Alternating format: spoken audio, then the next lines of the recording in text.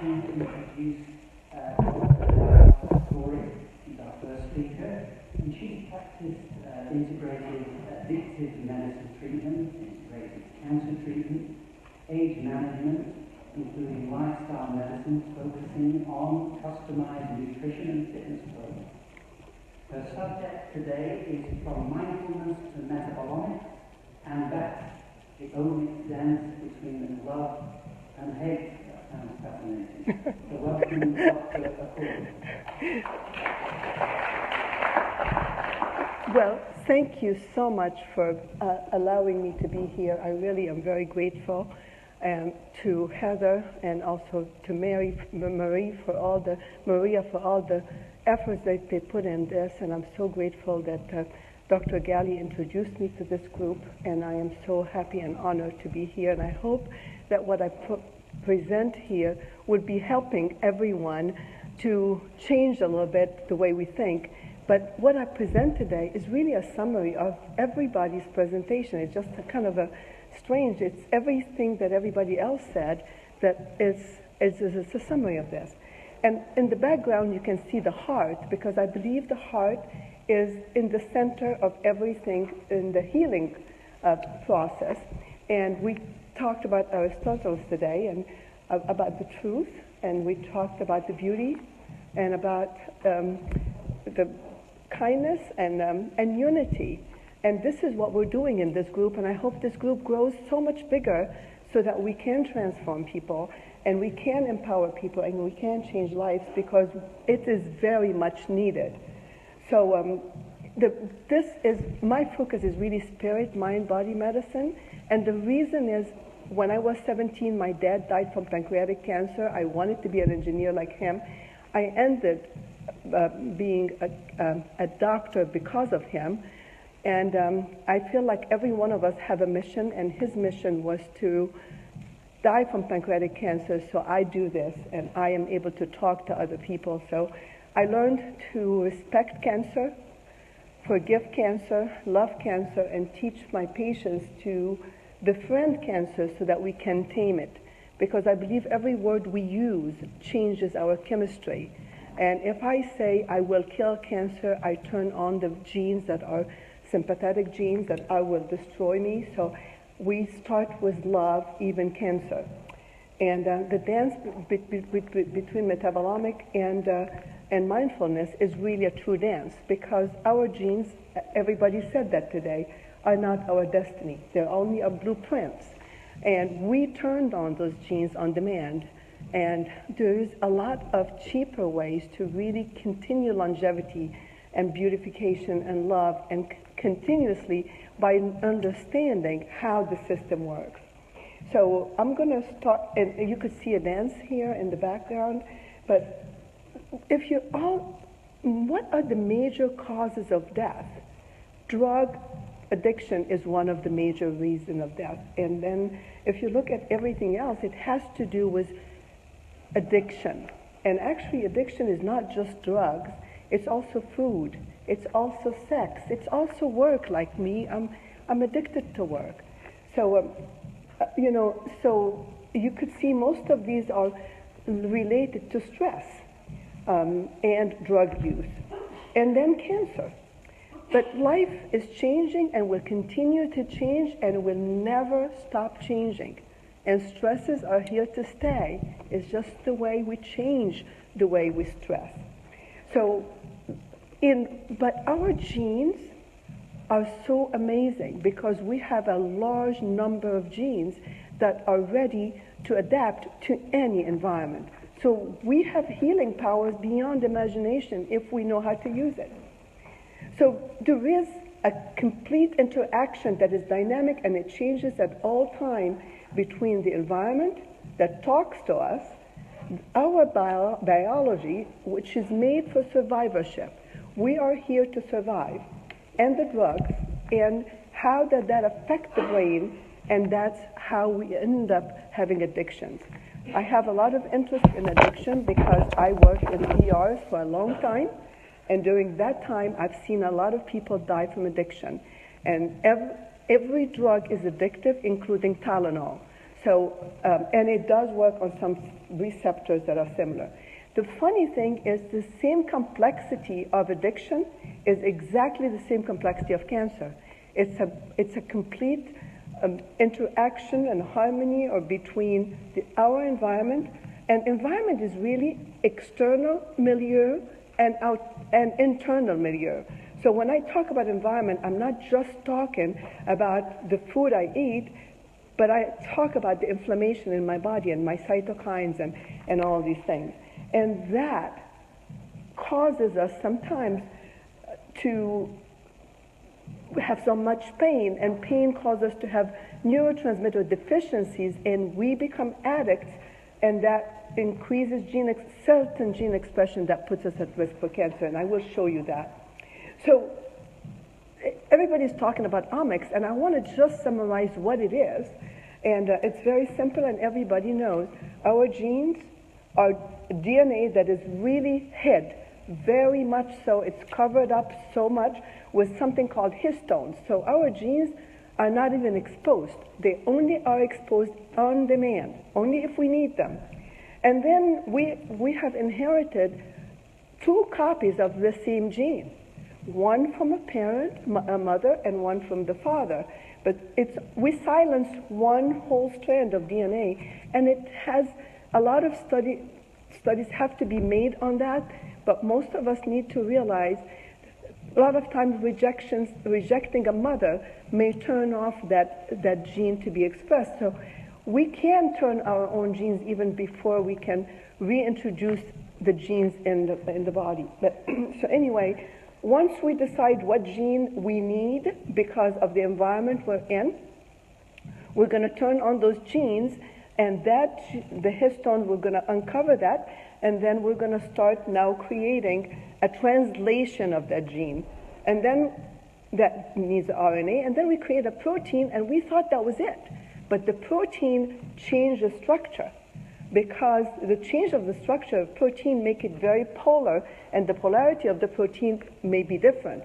And the same protein could look like this, and it has a function that is different than the same protein if it has a different configuration, L or R. So it functions so much differently. So it's a masterpiece when our protein is changed to polarity that really make it functional. So that's how function begins, and it's in response to what we need. In the wintertime, we turn on different genes. In the summertime, we turn on different genes, and we all have our own winters and our thing, but there's a magic network that is present at all times, and that is working at all times. Our brain is pulsating, our heart is pulsating, everything is at electric potential. We are nothing but electricity, and I'm sure everybody knows that. That's why electromagnetic fields affect us. But there's one part of it that has to do with the metabolism, and that's where glucose is involved, and that's how we turn on the genes for the excitement genes, the sympathetic genes, and then we have a lot of glucose up there, and that GLUT4 becomes a problem, and that's how mTOR is involved, and all this is involved. So as you could see here, we have information from the environment, and then we process this in the brain, and accordingly, we do execution. A lot of time, we have hormones floating in, and that's the free hormones, but when we use them extensively, then we turn on the genes, and that's when we couple the G proteins get coupled. So really, it's a masterpiece, and here's the dance.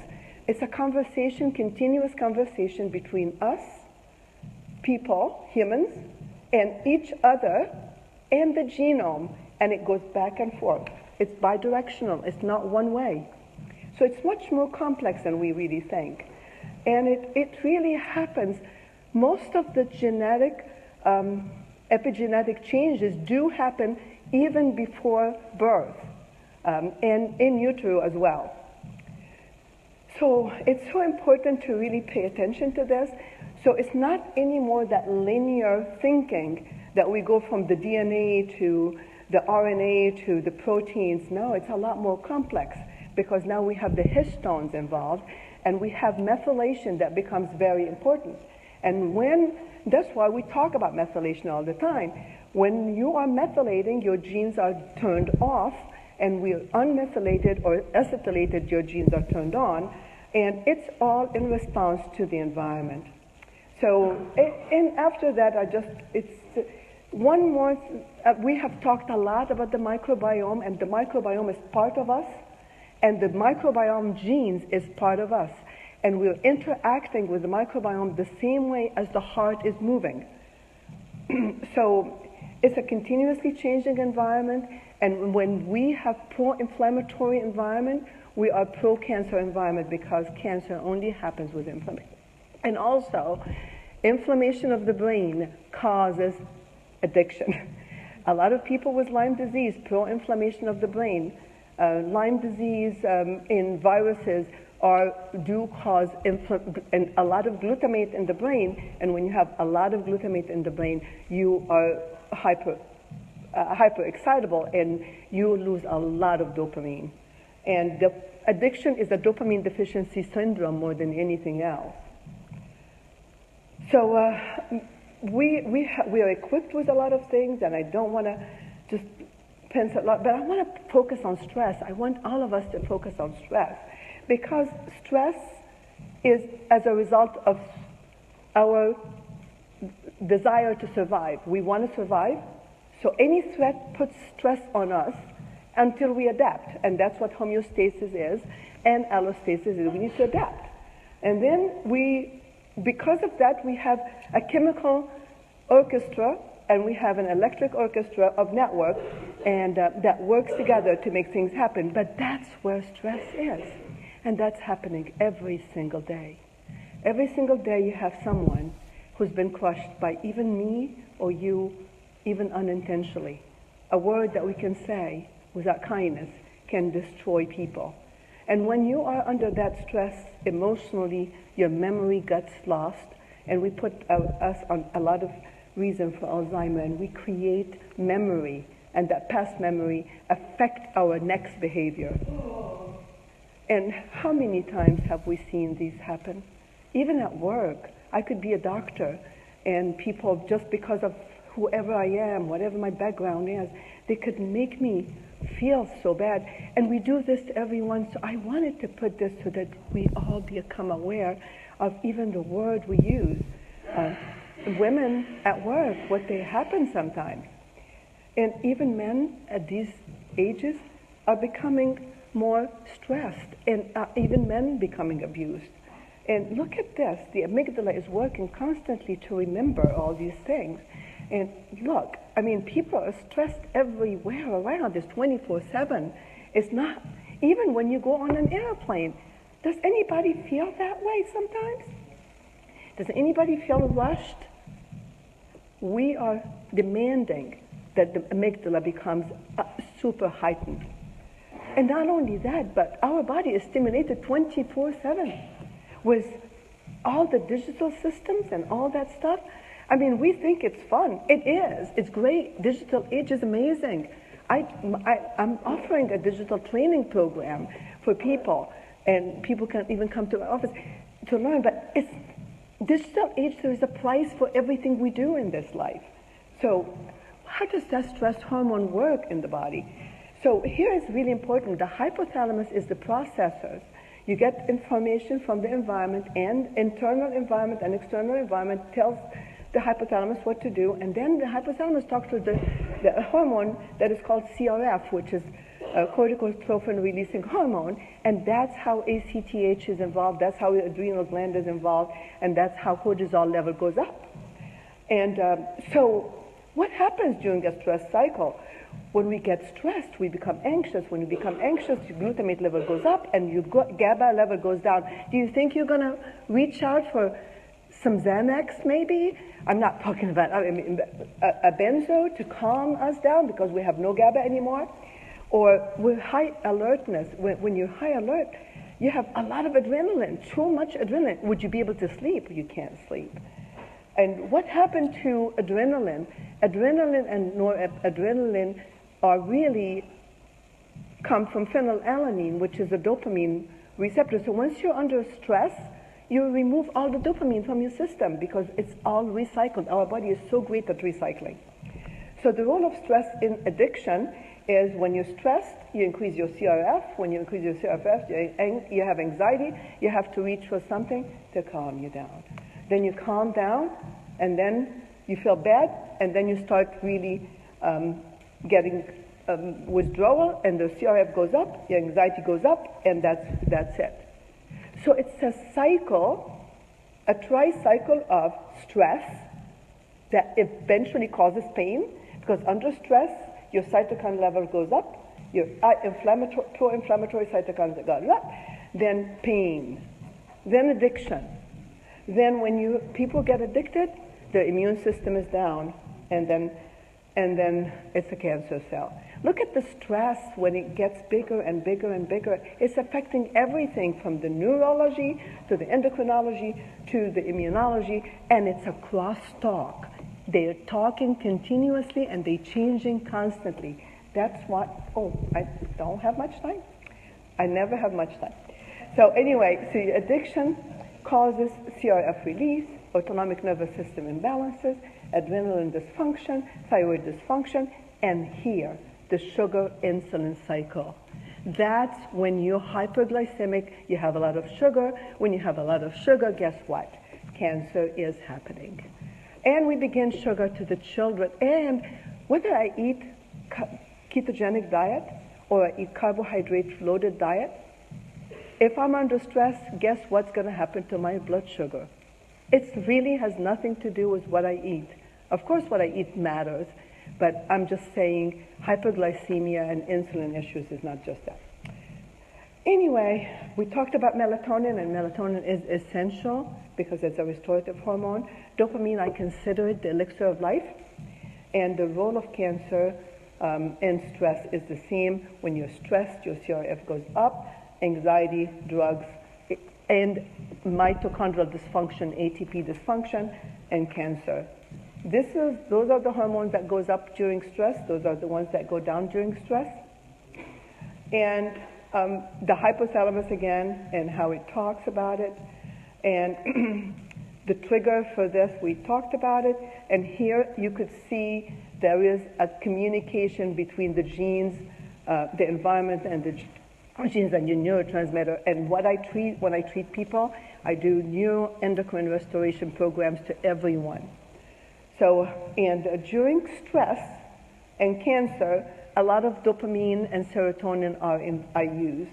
And here is just some of the drugs. How do drugs cause oncogenesis? Because they increase inflammation, they increase ROS, they increase all that. So we just want to remind everybody that too much alcohol, why does it cause cancer? Why opiates cause cancer? And if you could look here, you would see that when people binge, they upregulate mTOR, and that's when fasting goes down, MPK goes up. So what alcohol does is increase ROS, antioxidation, increase lipid peroxidase, changes the cellular redox system, and changes the DNA from methylation to acetylation. And as you see, folic acid is down, so you cannot methylate. And estrogen goes up with that, and at risk for colon cancer and rectal cancer and all this from alcohol. Cocaine causes pancreatic cancer. Chronic inhalation of cocaine causes pancreatic cancer, and all these people have had it. Unfortunately, everybody who does likes CBD, and I really believe in those, but yes, marijuana causes sperm issues and causes a cancer to the testicular cancer, non-seminoma testicular cancer. So I'm sorry, any abuse causes that. Morphine causes progression of the cancer, and there's a strong link between morphine and increasing glucocorticoids, and also constipation that comes from morphine that causes tremendous dysbiosis. And so here is the smoking, and how wonderful we have this system that really helps us.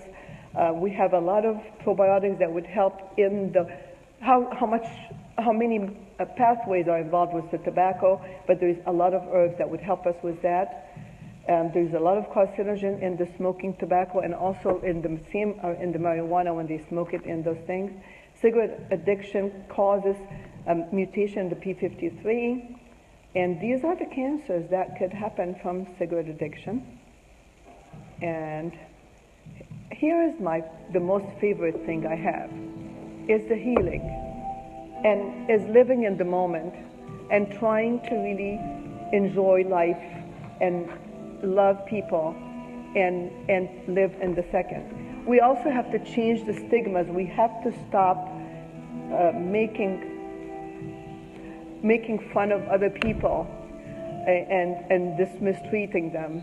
Homeostasis is going to be what we want. We need to start rewiring the brain in an attempt to feel better. I just want you to get this one, I'm sorry. But here, what did I do? Oh, my computer died. It's okay. But anyway, so really restoring the immune system starts with love, starts with kindness, starts with reconditioning the HPA axis, starts with becoming more aware of the environment.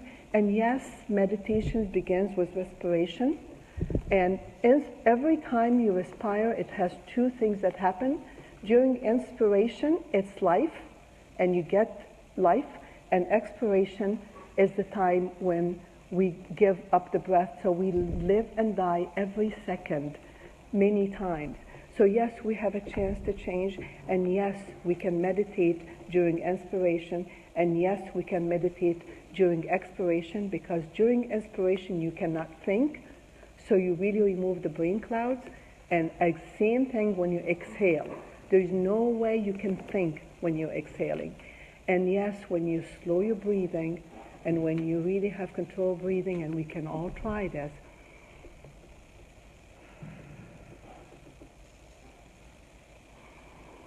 Deep breath in, and you have to hold that breath in as deep as you can. And you hold, and hold, and hold. And when you exhale, exhale as hard as you can, so that you can feel better. And yes, I do not treat any of my cancer patients without, or any addicted patient, and I have very good results, and I'm grateful for that, unless I get them into a meditative state, because if they're not in a receptive mode, I don't think there is any way they will ever get better. So I want my patients to be in a receptive mode. I do not start any IV unless my patients are in a receptive mode. So, and I'm sorry, I just want to do the last part. So just let me just do it. Just 1 second. I want to get here, and I want to start from this point, and I want to go here. And the reason I want to do this is I want you to hear this for a second. If it's not going to work. Okay. So the tree of shame the roots of shame that cause addiction need to go. The physical abuse of women, men, and children has to go. The spiritual abuse has to go. And emotional abuse has to go, and grief has to go. We need to start anew, because we can control our genes, and we can get better neural balances and oxytocin. And that's what we hope for one day,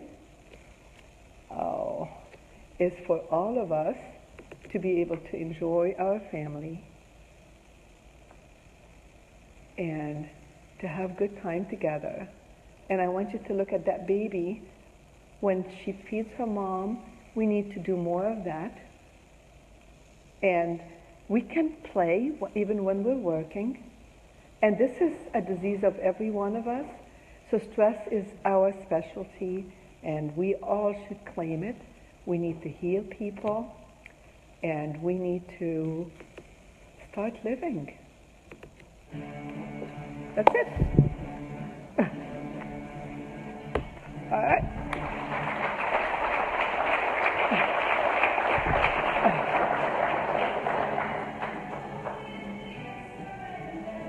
God bless you. I can turn it off. Thank you.